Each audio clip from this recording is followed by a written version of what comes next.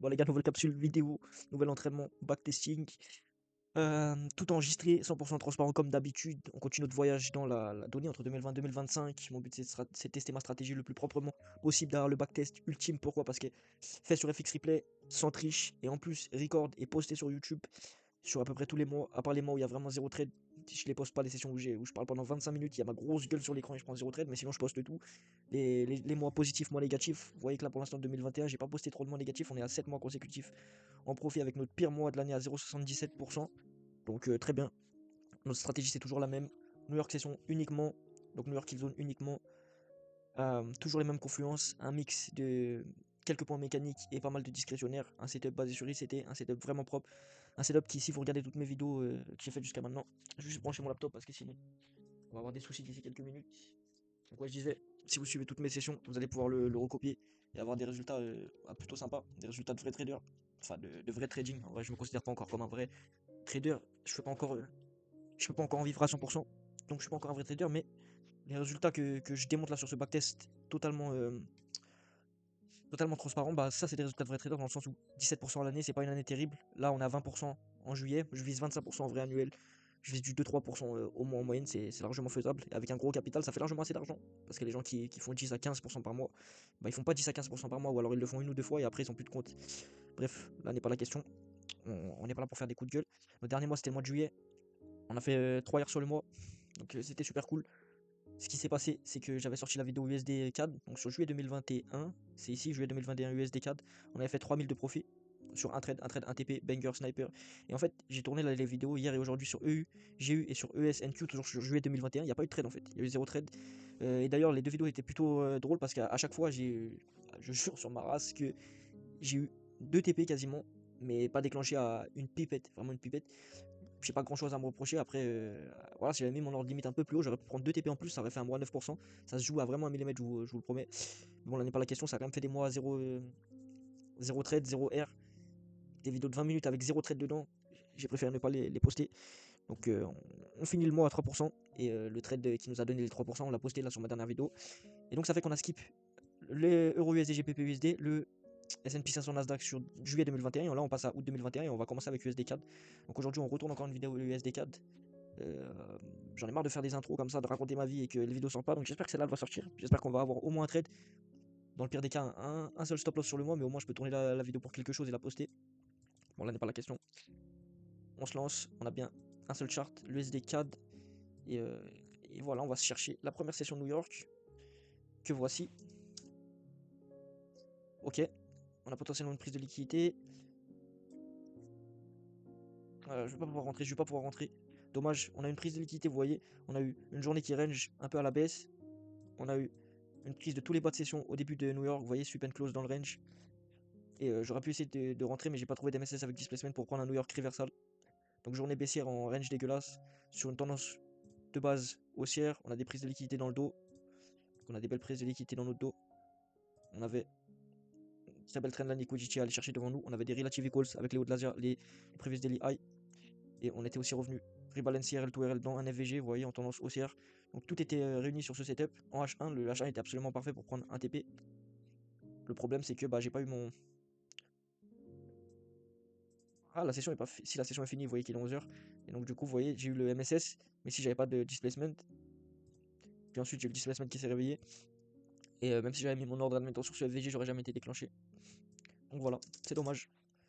Le H1 était magnifique, mais j'ai pas eu les confirmations M5 sur cette journée.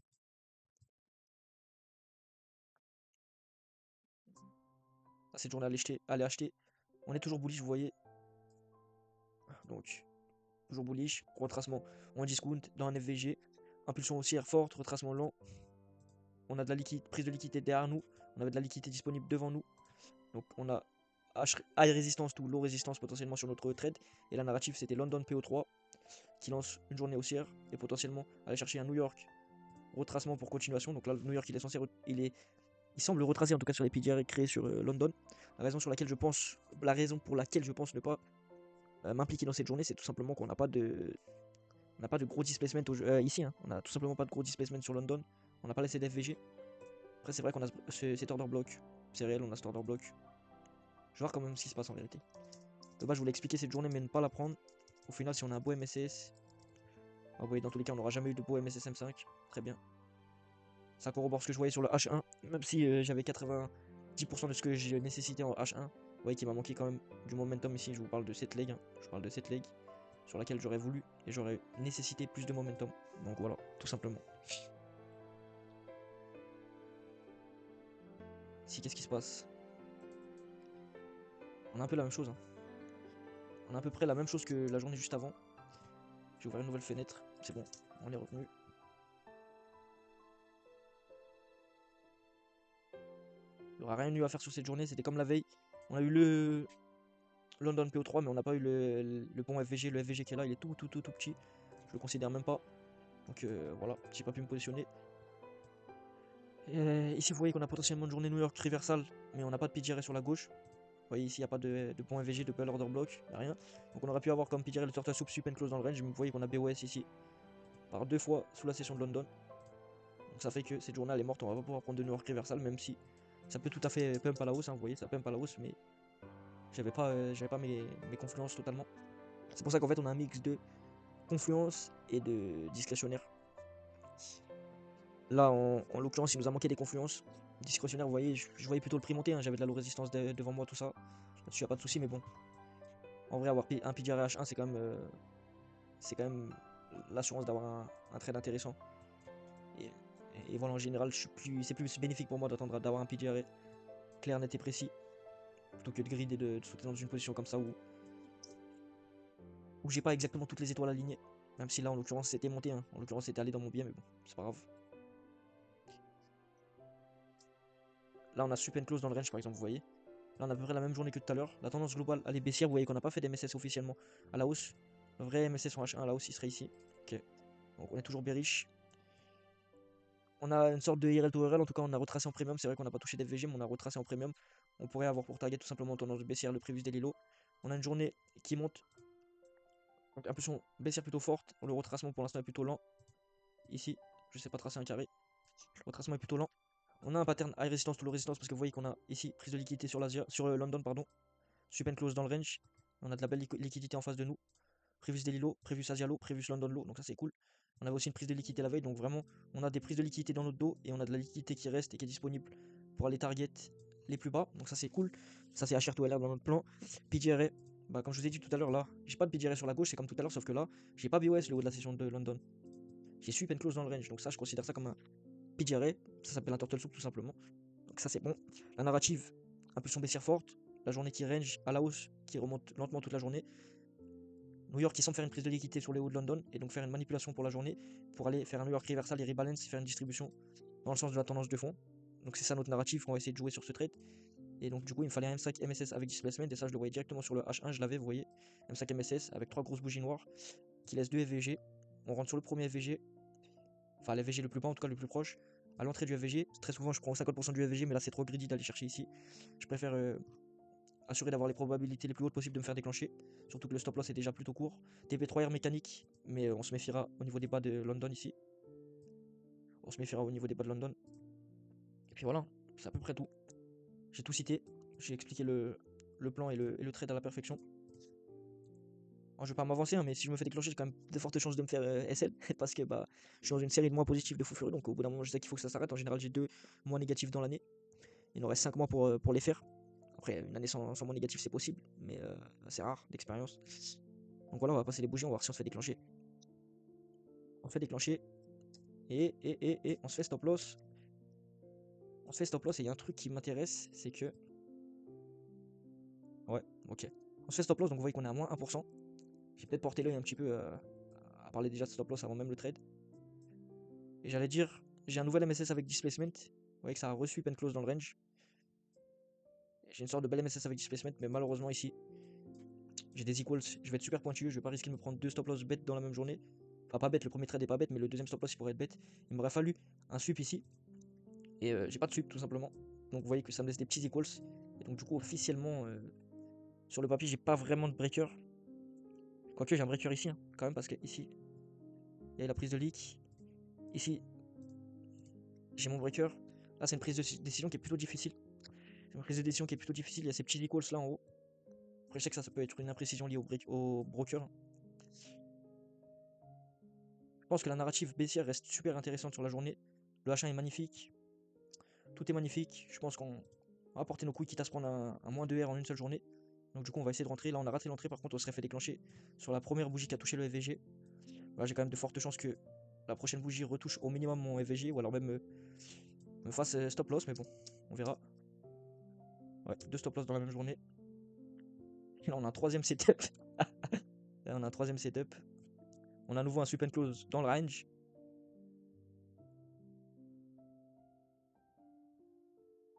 Attends, on va prendre le risque. On va prendre le risque, 50% de ce FVG. C'est rare que ça se passe comme ça. Il y a mon premier setup, MSS displacement, je rentre, je me fais stop loss. Ça a reçu juste mon stop loss, ça refait un MSS avec displacement, bien sûr je le prends. Et là ça le refait une fois. Et en fait le problème c'est que là le setup est valable en fait. Là s'il n'y avait pas eu les 2 premiers setups et qu'il y a celui-là, je le prends. Donc je suis obligé de le prendre. Tout simplement. Quitte à me prendre 3 stop loss sur la même journée, les 3 setups sont viables. Donc c'est des journées super rares. C'est des journées super rares ça. En général t'as une fois voire 2 fois max ton setup dans la journée sur la même paire. Mais bon, là on va voir comment ça se passe. Ouais bah écoutez j'aurais été là salope du marché sur cette journée, on a pris 3 moins 3 R. Et, euh, et voilà, c'est à peu près que ça à dire. On s'est fait enculer par le marché. Là, le défaut que j'ai vu sur le troisième setup, je l'ai vu, je l'ai pas dit, mais c'est vrai qu'on avait déjà sweep ici. Mais bon, comme il restait le prévu des Lillois à aller chercher, je me suis dit, on n'a pas pris toute la trendline. On peut aller plus bas. Je pense que c'est quelque chose qui se tentait. Et là, je vais juste faire une petite pause dans le record parce que je suis à deux doigts de me chier dessus. Donc, je vais aller chier. En plus, j'étais un peu handicapé dans la prise de décision. Là, ça se trouve que si j'avais pas autant envie de chier que ça, j'aurais pas pris le troisième trade. Mais bon, là n'est pas la question. Je fais un petit cut et je reviens tout de suite. Bon, voilà, j'ai fait un petit passage au shot. Ça m'a aidé à, à digérer les 3 stop loss que je me suis mangé dans la gueule. J'étais en train de réfléchir, de méditer sur ça pendant que j'étais au shot. Et donc en vrai, le premier stop loss qu'on a pris, rien à dire. Le premier stop loss qu'on a pris, on l'a pris. Sweep and close, il y avait tout ce qu'il fallait. Le deuxième stop loss qu'on a pris, je pense qu'il aurait peut-être été à éviter avec ces equals là que j'avais vu en direct. Je vous l'avais dit, il y a des equals, c'est bizarre. Donc celui-là, j'aurais pas dû le prendre. Le deuxième, ouais, à cause de ces equals là. Le troisième, je pense qu'il est, bon, il a ce défaut là qu'on avait déjà sweep tout ça. Mais, mais en vrai, on l'a pris. On l'assume, il était pas si dégueulasse que ça. Et puis il y avait encore quand même Privus des Lilo comme target si ça continue à la baisse. Bref. Dans tous les cas, ce qui est fait est fait. Donc voilà, 3 stop loss en un jour. Et on continue. On va essayer de voir s'il y a un trade ou pas d'ici la fin du mois. Peut-être pour se manger un quatrième stop loss potentiellement.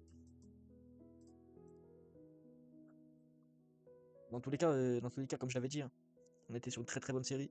Que des mois positifs. Il fallait qu'au bout d'un moment ça tourne un tout petit peu au vinaigre. Et là, le prix fait que de pump. C'est dommage, il n'y a pas de setup. Ok. Et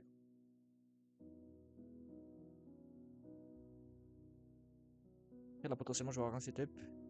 Juste attendre de voir si j'ai un MSS. Ouais, j'ai jamais eu de beau momentum baissier qui s'est réveillé. Donc, on passe la journée directement. Donc, ouais, voilà ce que j'attends potentiellement, c'est un petit setup pour pouvoir tenter de se prendre un TP. Un petit TP 3R, ça serait cool. Après ce qui vient de nous arriver dans la gueule, là, en l'occurrence, on a un setup qui est pas magnifique. C'est pas un setup magnifique, mais c'est un setup qui est dans notre plan, donc on va le prendre. Je vous explique tout simplement ce qu'il y a. Alors, bon, globalement, on est plutôt en range un peu dégueulasse. Mais là, si on prend la dernière leg, celle-là, là, on était bearish. On a retracé en premium dans l'order block, en tout cas. Et, euh, et donc du coup, H1 direction, bearish, RL to RL, bon bah on a retracé dans les FVG, mais bon, on les a cassés. Il n'y a pas trop d'FVG là-haut. En tout cas, on est revenu ici dans cette zone d'order block, breaker block. Il n'y a pas de breaker block ici.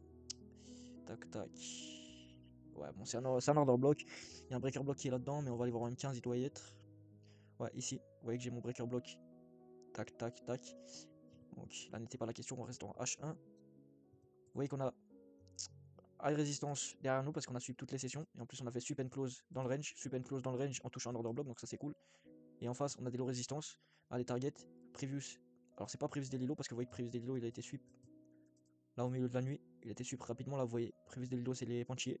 Mais on a Previous Asia, London et Current New York Low. Donc, ça c'est plutôt pas mal. Le PDRS est sweep and close dans le range de London. Donc, c'est un turtle soup tout simplement. Et donc, du coup, la narrative, journée qui fait que de monter. Tous les bas sont disponibles. New York qui prend tous les hauts. euh, qui prend tous les hauts en tendance baissière. Donc, ce qui semble faire une manipulation pour aller contrebalancer et faire une distribution. Donc, New York reversal pour faire une distribution dans le sens de la tendance de fond. Et là, vous voyez que ça bégaye, ça bégaye, ça bégaye jusqu'à avoir une grosse bougie qui laisse un bon FVG. Et on a MSS avec Displacement dans M5. On va essayer de se positionner à 50% du FVG. Et on va voir ce qui se passe, tout simplement. Oh là là, mais c'est quoi ça? Non, ça fait mal. Non, ça fait mal. Moins 4 R. Bon, là, vous voyez, ça, c'est une journée normale par contre. Ça, c'est une journée normale où je me mange mon stop loss. J'ai pas 52 fois un MSS dans mon sens. Donc, ça veut dire que je me mange mon stop loss et je vais au next day. Je me prends pas 3 stop loss dans la même journée. Ah, c'est vraiment une journée de fou quand même, hein. 3 stop loss d'un coup. Mais bon, j'ai mes 3 MSS, je les ai pas inventés, mes MSS, hein. Mais bon, c'est vrai que le prix m'a bien enculé, hein. Il m'a bien enculé sur ce mois-là, il m'a bien enculé. Et je doute qu'on va avoir encore un setup. C'est la dernière journée du mois là, à l'heure actuelle. Et de ce que je vois du price action, je vais même. Ah! Non, il n'y aura pas de setup. Il a failli y avoir un setup. Next day. Et on a fini. Ouh là là. Ouh là là. Comme on dit. Moins 4 heures le mois d'août. Le 12 août, 3 stop loss. Le 26 août, un stop loss. Mais quand ça se passe comme ça, les gars, il faut toujours faire un truc très important. C'est vous allez là dans vos stratégies. Vous allez là dans vos stratégies, dans vos données. Vous descendez et vous regardez la big picture. Vous regardez tout simplement la big picture. Allez là. Donc depuis qu'on a commencé cette série de vidéos là de 2020-2025 sur nos deux setups combinés, c'est le pire mois qu'on a fait, moins 4%. Mais cependant les frères, on n'oublie pas que ici c'est le premier mois négatif de l'année et qu'on avait une série de 7 mois positifs avec un mois notamment à 6%. Juste avant on a fait un mois à 3%. Donc voilà, on relativise, on regarde la data en elle-même. On se rend compte que cette journée là c'était une dinguerie de se prendre 3 stop loss en un coup. Et on regarde aussi le fait que ce mois-là, il est négatif certes, de 4%, donc c'est énorme, mais on l'a pas fini, hein. On a fait que USD4, vous voyez, les sessions là sont encore intactes, EUGU, ESNQ, donc il nous reste encore la majorité du price action, hein, à faire. On n'a même pas fait 33% du travail. Donc voilà, on se retrouve sur les prochaines vidéos s'il y a des setups sur Euro USD, GBP USD, S&P, Nasdaq pour essayer de sauver le mois tout simplement qui est catastrophique. Et là je suis content parce que je vais pouvoir mettre un bon titre. Mon titre, genre je me fais enculer ma grand-mère en direct sur le price action. Un truc comme ça. Bref, on se retrouve pour la prochaine vidéo incessamment sous peu. Et voilà.